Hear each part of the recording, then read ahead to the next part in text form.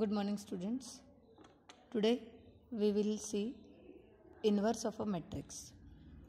Now, what is inverse of matrix? In exercise, we will find inverse of a matrix by row transformation, column transformation, and then by adjoint method. But before that, what is inverse of a matrix? Now, see, if A is a square matrix of a order M, and there exists another square matrix B of the same order, such that AB is equal to BA is equal to I, identity matrix, where I is the identity matrix of order M. Then B is called the inverse of A and is denoted by like this, A to the power minus 1. Like this, A inverse we will write. So, using the notation A inverse for B, we get the above equation A inverse is equal to A inverse A is equal to I. Hence, using the same definition, we can say that A is also inverse of B. A is inverse of B and B is inverse of A. So, for that, we will see the example. Now, see, A is equal to 2, 3, 1, 2. 2 by 2 matrix. Now, B is equal to 2 minus 3 minus 1, 2. सो अब हम यहाँ पे find करेंगे A into B. A into B कैसे find किया जाता है? 2 into 2 plus 3 into minus 1, वो हो जाएगा पहले रो का पहले कॉलम का फर्स्ट एलिमेंट. देन फिर 2 इंटू माइनस 3 प्लस 3 इंटू 2, वो पहले रो का सेकेंड एलिमेंट हो जाएगा. फिर सॉल्व करने के बाद हमें ए बी का प्रोडक्ट मिलेगा 1 0 0 1. नेक्स्ट हम फाइंड करेंगे बी ए. सो बी ए यानी रो का मल्टीप्लिकेशन होता है कॉलम के साथ, प्लस इस रो का मल्टीप्लिकेशन इस कॉलम के साथ. सो बी ए फाइंड करते वक्त हमें इस रो का मल्टीप्लिकेशन इस कॉलम के साथ, पहले रो का मल्टीप्लिकेशन दूसरे कॉलम के साथ, इस तरीके से जब हम सॉल्व करेंगे तो हमें बी ए मिलेगा 1 0 0 1. यानी आप ए और बी दिया है तो आप ए इंटू बी निकालो या बी इंटू ए निकालो, आपको आइडेंटिटी मैट्रिक्स ही मिल रहा है. इसीलिए B is inverse of A या फिर A is inverse of B, यानी B is equal to A inverse and A is equal to B inverse. Now this is inverse. Now we will see uniqueness of a inverse of a matrix. अब inverse में एक बात ध्यान रखना है, inverse exist कब होता है? इन्वर्स एग्जिस्ट तभी होगा जब उस मैट्रिक्स के डिटर्मिनेंट की वैल्यू नॉन ज़ीरो रहेगी, नॉट इक्वल टू ज़ीरो. अगर डिटर्मिनेंट की value is equal to zero आती है तो वो सिंगुलर मैट्रिक्स हो जाता है, और सिंगुलर मैट्रिक्स होने की वजह से उसका इन्वर्स एग्जिस्ट नहीं होता. Determinant of A is not equal to zero, then only inverse is exist.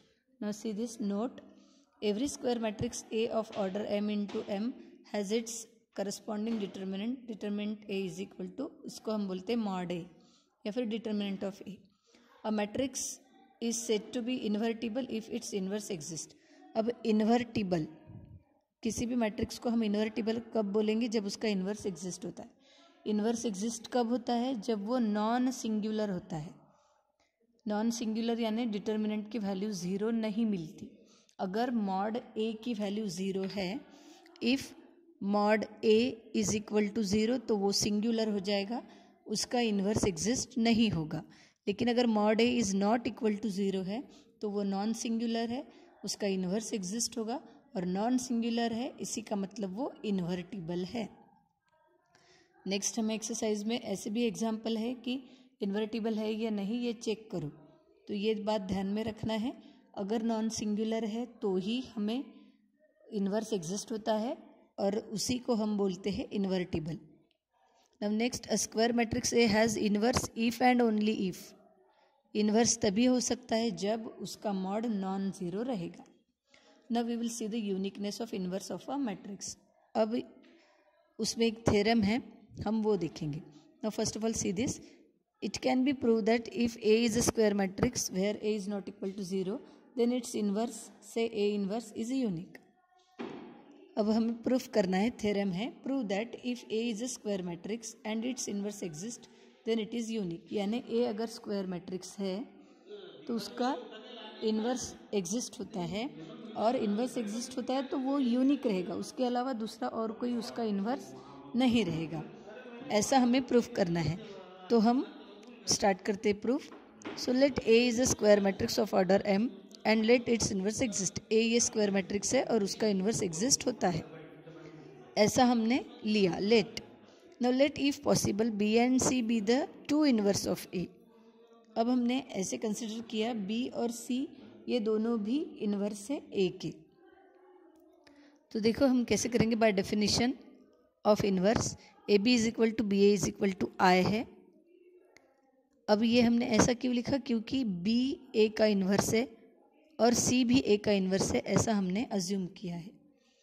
तो उस वजह से इन्वर्स के डेफिनेशन के हिसाब से A B is equal to B A is equal to I होता है, क्योंकि ये बी भी उसका ए का इन्वर्स है और सी भी ए का इन्वर्स है, तो A C is equal to C A is equal to I. ये दो कंडीशन हमने ले लिए। अब हम क्या करेंगे, now we consider, now this is B. अब हमें किसी भी बी और सी को इक्वल दिखाना है, तो हम कैसे दिखाएंगे। अब ये जो बी ए है, बी ए, सो इसको हम पहले बी लेते हैं, तो बी को हम लिख सकते हैं, हमने अगर लिया बी को हम लिख सकते हैं बी इंटू आई। सो बी वैसे ही रखो। अब ये दोनों term is equal to I है, तो आई की जगह पे मैं बी ए लिख सकती हूँ। सो दिस इज, या फिर ए सी का भी कर सकते हैं, आई की जगह पे ए सी अगर हम लेते हैं, हम ए और हम बी और सी को इक्वल बताएंगे, तो आई की जगह पे हमने ले लिया ए सी। अब हो जाएगा हमारा B is equal to B A को हम एक ब्रैकेट में कर देते हैं एंड दिस इज सी। अब देखो बी ए की वैल्यू आई है, तो बी ए की जगह पे आई लिख देंगे इंटू सी, और किसी भी मैट्रिक्स को आइडेंटिटी मैट्रिक्स से मल्टीप्लाई किया तो वही मिलता है, तो सी। तो देखो बी इज इक्वल टू सी हो गया, यानी इन्वर्स इज यूनिक, क्योंकि हमने यहाँ पे बोला है ए का इन्वर्स बी भी है और सी भी है।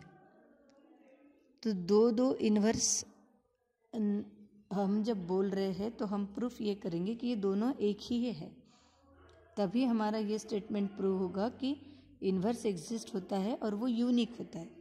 तो इस तरीके से हमने उसको प्रूफ किया। Now next is inverse of a non singular matrix by elementary transformation, यानी रो और कॉलम ट्रांसफॉर्मेशन से हमें इन्वर्स फाइंड करना है, तो वो हम एग्जाम्पल में ही पढ़ेंगे। Now see, find the inverse by using elementary row transformation and by elementary column transformation. Row transformation जब हमें दिया जाएगा और इन्वर्स फाइंड करने को बोला है, तो पहले तो हम उसका डिटर्मिनेंट निकाल लेते हैं, वो नॉट इक्वल टू 0 मिलता है, तभी हम ए इन्वर्स एग्जिस्ट होता है ऐसा लिखते हैं। फिर उसके बाद A inverse is equal to आई। अब 3/3 का है तो आइडेंटिटी मैट्रिक्स भी 3/3, ए जो है वही रहेगा, ए इन्वर्स इज इक्वल टू ये आई। अब रो ट्रांसफॉर्मेशन बोला है तो आपको रो के ही ट्रांसफॉर्मेशन करके इधर लेफ्ट वाला जो ये मैट्रिक्स है इसमें ये आइडेंटिटी मैट्रिक्स लाना है।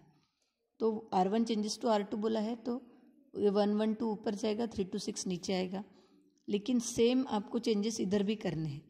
तो ये 1 0 0 नीचे और 0 1 0 ऊपर, यानी सेकेंड रो बन गया फर्स्ट बन गया सेकेंड। इसी तरीके से आप अलग अलग सिर्फ रो के ट्रांसफॉर्मेशन करके ही लेफ्ट साइड में जो आपका मैट्रिक्स है उसको कन्वर्ट करोगे आइडेंटिटी मैट्रिक्स, और ये आइडेंटिटी मैट्रिक्स हो जाएगा। सो इसको हम लिखेंगे I A inverse is equal to this, और आई इंटू ए इन्वर्स यानी ए इन्वर्स, तो ए इन्वर्स की वैल्यू मिल जाएगी हमें। सो this is the matrix for A inverse. Now ये हो गया रो ट्रांसफॉर्मेशन। नाउ इसी तरीके से हम देखेंगे कॉलम ट्रांसफॉर्मेशन। कॉलम ट्रांसफॉर्मेशन में हम वैसे ही पहले तो हम उसका मॉड ए डिटर्मिनेंट ए की वैल्यू निकालेंगे, that is not equal to 0, फिर इन्वर्स एग्जिस्ट होता है ऐसे लिखेंगे, और उसके बाद A inverse A is equal to I, इसको हम फॉलो करेंगे। सो ए इन्वर्स वैसे ही ए की जगह पे ये मैट्रिक्स लिखेंगे, 3/3 है तो आई भी 3/3 वाला ही लिखेंगे। फिर अब कॉलम ट्रांसफॉर्मेशन है, यानी आपको सिर्फ कॉलम के ट्रांसफॉर्मेशन करने हैं, और ये जो लेफ्ट का आपका मैट्रिक्स है इसमें आपको आइडेंटिटी मैट्रिक्स लाना है। तो आप वो सॉल्व करके जब लास्ट में आओगे तो आपको मिलेगी ए इन्वर्स की वैल्यू। नाउ अब हमें फाइंड करना है inverse of a square matrix bye adjoint method. अब एडजॉइंट मेथड से इन्वर्स फाइंड करना, यानी पहले हमें निकालना पड़ता है माइनर और कोफैक्टर। अब माइनर और कोफैक्टर क्या है पहले हम वो देखेंगे। So definition for minor of an element aij of a determinant obtained by deleting ith row and jth column in which the element aij lies। यानी सपोज हम ये फर्स्ट एलिमेंट लेते हैं 1, तो this is aij, first row का first column का पहला element. सो a11, a12, a13, a21, a22, a23, a31, a32, a33। सो इस तरीके से वो रहेंगे। सो हम निकालेंगे माइनर। कैसे निकाला जाएगा, जैसे हमें फर्स्ट एलिमेंट निकालना है, तो ये फर्स्ट एलिमेंट फर्स्ट रो में है तो फर्स्ट रो स्किप होगा, ये वाला एलिमेंट फर्स्ट कॉलम में तो फर्स्ट कॉलम स्किप होगा। तो a11 जो है वो मिलेगा, सॉरी m11 जो है वो मिलेगा दिस मैट्रिक्स। फिर हम इसको सॉल्व करेंगे तो हमें मिल जाएगा माइनर। तो देखो सपोज अगर हम 4 का माइनर निकालते हैं, माइनर ऑफ द एलिमेंट 4, तो 4 फर्स्ट कॉलम में है तो फर्स्ट कॉलम स्किप करेंगे, दूसरे रो में है तो दूसरा रो स्किप करेंगे। तो हमें मिलेगा -2 3 -8 9। सो -2 3 -8 9, इसको हमने सॉल्व किया, आंसर मिला 6। अब क्योंकि ये सेकेंड रो का और फर्स्ट कॉलम का एलिमेंट है तो ये हो जाएगा m21। सो m21 हमें मिला 6। सो दिस इज माइनर। अब हमें फाइंड करना है कोफैक्टर। उसी का कोफैक्टर कैसे फाइंड किया जाता है, -1 to the power i plus j into mij। So this is 2 1, so -1 to the power 2 plus 1 into m21। m21 की वैल्यू रखेंगे, सो ये हो जाएगा a21, और a21 है कोफैक्टर। सो m जो है वो माइनर है, a जो है वो कैपिटल A जो है वो कोफैक्टर है। फिर हम कोफैक्टर इस तरीके से हर एक एलिमेंट के लिए निकाल लेंगे। पहले हमें माइनर निकालना पड़ता है, माइनर के बाद हम निकालते हैं कोफैक्टर। कोफैक्टर का फिर हम मैट्रिक्स बनाएंगे इस तरीके से a11 a12 13, पहला रो पहला एलिमेंट दूसरा तीसरा, दूसरा रो पहला दूसरा तीसरा एलिमेंट, तीसरा रो पहला दूसरा तीसरा एलिमेंट, इस तरीके से। अब ये जो मैट्रिक्स हमें मिलेगा ये कोफैक्टर का मिलेगा। इसका अगर हम ट्रांसपोज लेते हैं, ट्रांसपोज यानी रो को कॉलम बनाना, कॉलम को रो बनाना। फर्स्ट रो बनेगा फर्स्ट कॉलम, सेकंड रो बनेगा सेकंड कॉलम, थर्ड रो बनेगा थर्ड कॉलम। सो वो हो जाएगा उसका ट्रांसपोज, और उसका ट्रांसपोज जब हम लेंगे कोफैक्टर का तो वो हो जाएगा adjoint A. So this is the inverse by adjoint method. So in this way we have to find my inverse by row transformation, by column transformation and by adjoint method.